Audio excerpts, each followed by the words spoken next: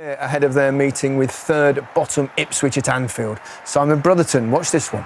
It's a funny one because I didn't think the first half we were under a huge amount of pressure, but Liverpool were clinical and we didn't defend our box well enough, and before you know it you're 3-0 down in the game.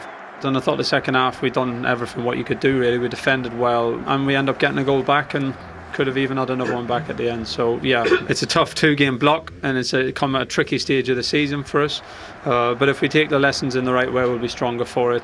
They have fast wingers and a good number 9 as well that can hurt you in the counter-attack, but I think we've controlled that perfectly.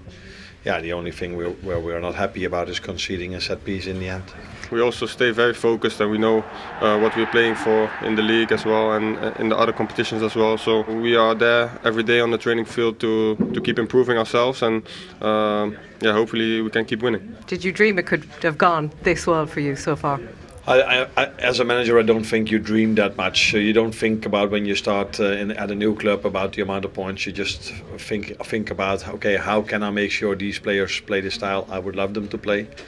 And they've started off doing that from the start. And today as well, the work rate they put in if we lose the ball is a joy to watch. Although many fans prefer to see goals and assists, but I also like the work rate we put in every single game. Yeah, I spent the afternoon at Liverpool yesterday with Arne Slot, and you could see the culture of the club and how relaxed everybody is, but also the intelligence behind their football. Another emphatic victory. What impressed you most about this particular performance, Danny? Well, I've eulogised a lot in recent weeks about Liverpool's forward players, the creativity, the dynamism, strength and depth. But I think the bedrock of their success is the centre-halves, Van Dijk and Konate, and with Gravenberch just in front, which has been a masterstroke from Arne Slot. They were just superb. Now, we know they're going to play high because they've got the athleticism to do so, physicality against the lap there early on, because at Anfield they dominate most teams, but it's not just what they do without the ball. There's Gravenberch tidying up in front of his 2 defenders, but it's what they do with it. I think if you want to be a Premier League title winner, you need your centre-halves to play good football. And Konate's undervalued in that respect. When he misses games, they're not as strong. Here's another wonderful pass from him. People think of his pace and his athleticism, tenacity and his defending, but he's actually getting much better with the ball and much more confident. And it's so important for Liverpool. This is the defensive, tough, good position, nice and close. The pair, and Van Dijk always seems to be in the right place at the right time. That is. Super Bowl. But this is the bit I'm talking about. So, trusting your holding midfield player. I mean, Gravenberch is a beautiful mover with the ball. He's good at spotting danger, but when you can do this and get Liverpool to get his team on the attack from one simple pass into his feet, makes you a very difficult team to play against. There's Van Dijk spraying it about like he does, effortlessly. And I just think this trio, and 2 of the 3, of course, who've played nearly all the minutes, there they are, look at them, ready to pounce. They know Delap's a good player. They don't care about what's behind them because they know they can get back. And there's Gravenberch again doing his tidying up and using the ball well. And it's a really important trio for Liverpool moving forward in, not just the Premier League, the Champions League as well. And when Gravenberch does actually release himself on occasion, he's a really good passer of the ball and he spots passes. And they've got variation in that midfield. He's not stuck there. But those 3 for me moving forward, and especially this man, he's the only reason I think Liverpool could have a little wobble if they were to lose him, God forbid, for a brief period. He's the man. 300 appearances, what's that, 209 wins? Yeah. Incredible. Top 3, let's have a little look at how things stand. I mean, it's not over, clearly, but it's getting closer. They're just they're on an hard to envisage run. them slipping. And they've got so many options as well, Gary. I mean, I agree with Danny. The one injury that could hurt them if it were to happen would be Van Dijk, but everywhere else they've got strength and depth. And you mentioned him. He's a great player, Arne Van Dijk. Incredible. Strong in so many positions. OK. That interview with Arne Slot will be out in the next week or 2, I think, on BBC and website and everywhere else. It's another busy Sunday of Premier League action. All into you, because it must be a dream getting onto the end of balls like that. Yeah, I think everybody knows his quality. He showed it a lot as well this season. I think at Tottenham he also had a great ball for Lucho, a similar goal, I think. So yeah, he took a touch and I was eager to be on time in the box, and great ball, good finish, and good goal. This time last season, Liverpool were pushing, you were good, but this time you just look so comfortable this season. What's different? What's changed? Obviously we grow as a This time you just look so comfortable this season. What's different? What's changed? Obviously we grow as a team. 1 year more together, know how we play together. Obviously different manager as well, slightly different style of play, more possession based, and I think everybody is in a good form, but we have to keep going. And they do keep going, and we'll come to his form in a moment. But from the moment they took the lead after 11 minutes, this was a very comfortable day for Liverpool. Yeah, I mean, there's been a few heart-stopping moments in recent weeks with Liverpool fans. Of course, Núñez had to rescue them last week away at Brentford, but there was none such of that today, Steve. It was quite comfortable from the start. We highlighted at half-time, Ipswich could have potentially stopped that at source, maybe cut the ball out from Kanate into Szoboszlai. Maybe Calvin Phillips was in the wrong position, and then once they scored that goal early, it was a fantastic finish. Yeah, it's on his weak foot, isn't it? His right foot. He's got to take his touch almost back in field, almost back towards the defender. So it had to be so tight, such a tight touch.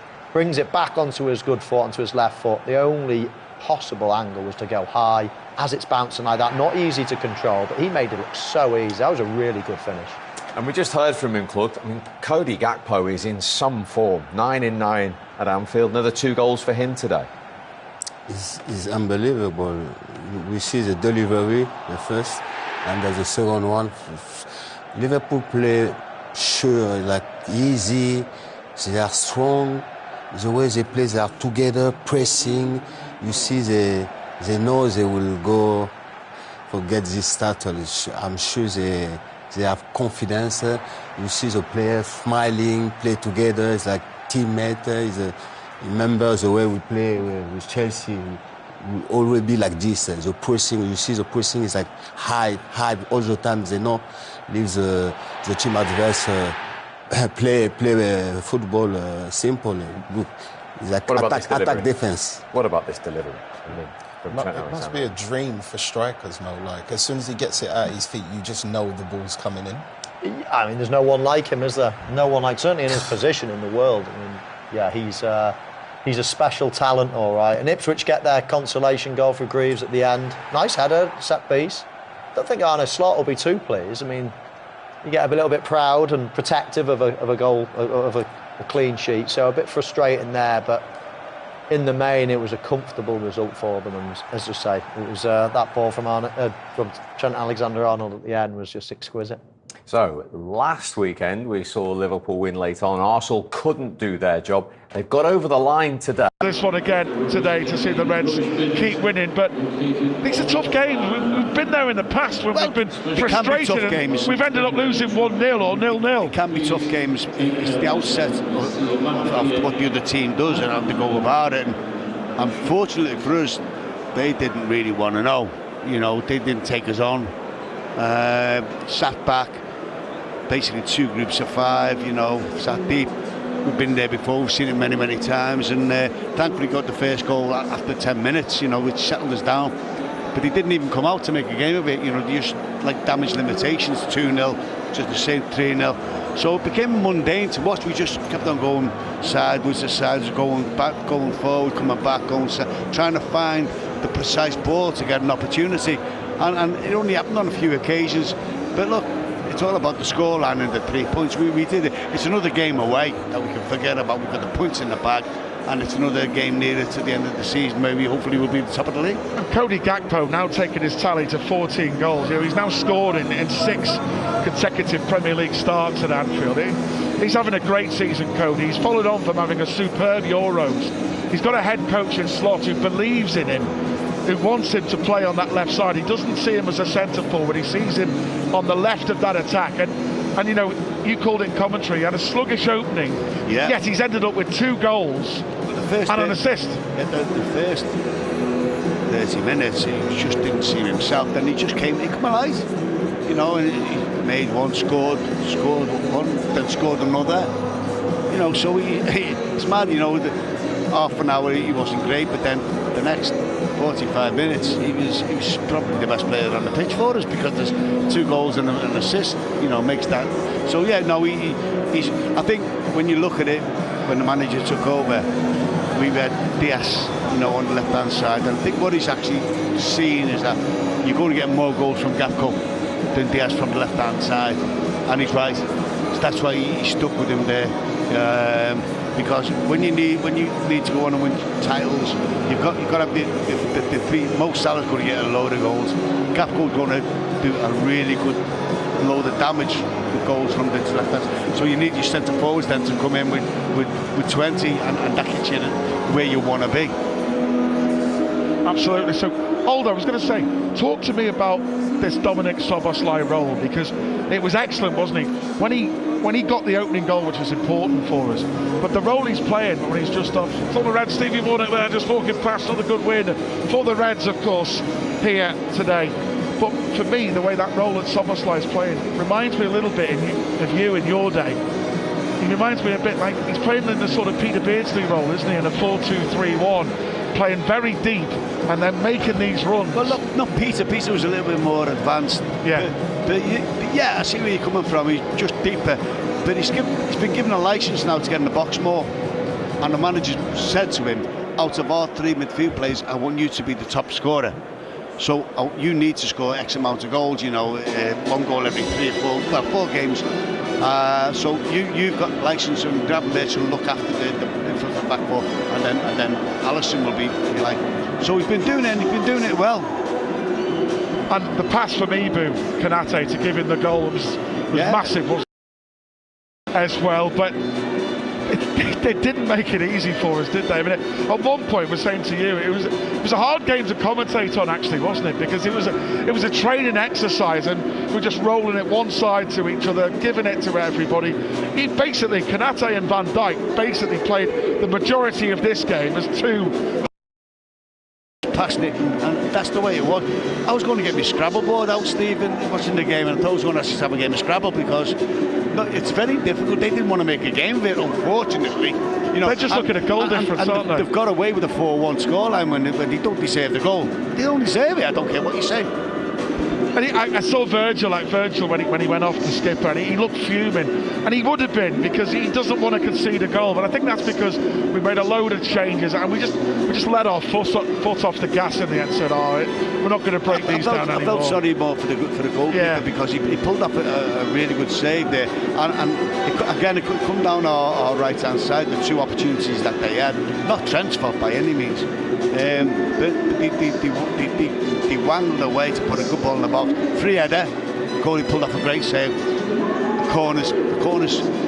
The manager's got to let them know. You know, teams will see that as where they can get us in corners, because they've won a couple of corners. They scored that one, and you can't do it. You know, again, I think I'm looking at Elliot marking the lad who scored. Elliott's come on as sub. He shouldn't be marking him, with all due respect, because he's the lad's taller than him, and he's way off him. He's done him. He's gone round, and it's felt fortuitously for him, and he's powered the head away. So, but I felt the goalie, the goalies want clean sheets, you know, and he didn't get one.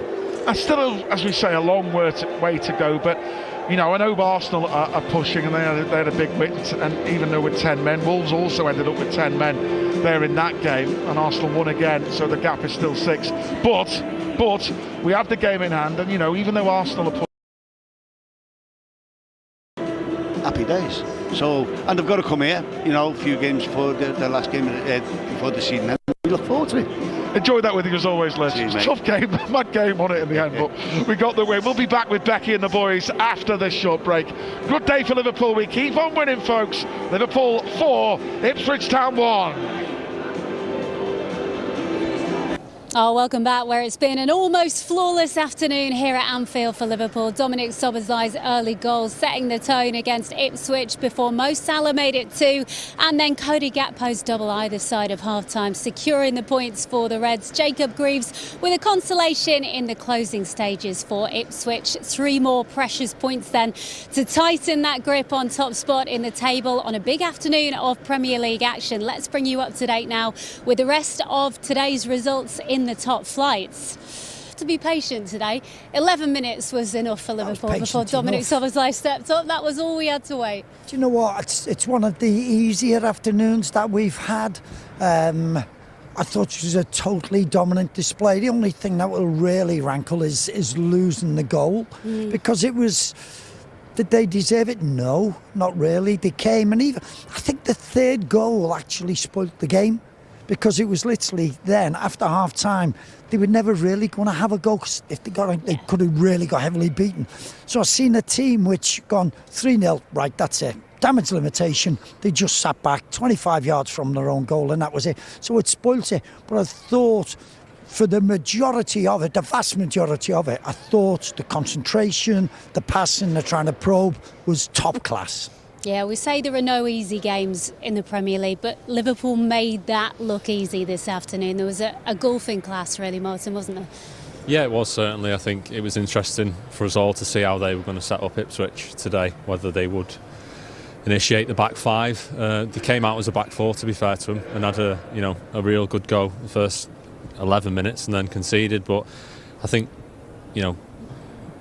previous to the start of the game, we were mentioning about Konate and how much he could improve on his passing going forward. Arne said that in his interview. The first goal, the pass he gave was just perfect, incredible. Yeah. The breaking of the lines was incredible. So fair play to him. He's doing what the manager's asking to him, probably practicing that in training, and he's done that today. Along with, the likes of Gravenberch kept finding himself out on that flank, and the Ipswich players, they couldn't deal with that. It was a whitewash, for the first half. They changed it second half and got a little bit more joy with it, but it was what we all expected and what we was all hoping for today. Yeah, it was another game, I think, where, again, had Liverpool needed it, there wasn't even another gear to go to. There was 2 or 3, I think, there, Tomo, today. There was, because we played sort of well within ourselves, but I do, and it's nice sitting there in the stands and watching what is unfolding before you. And the passing was going well. We were trying to move it from side, lending each other the ball. Don't dwell on the ball. And I thought it was excellent, because it can get. And I thought the crowd were very good, because it can get boring, because they are not coming out. They weren't doing anything, and it was total sort of dominance by us. And I'm looking at it. Will it break down? Where are we in position? This is very much a defender's thing.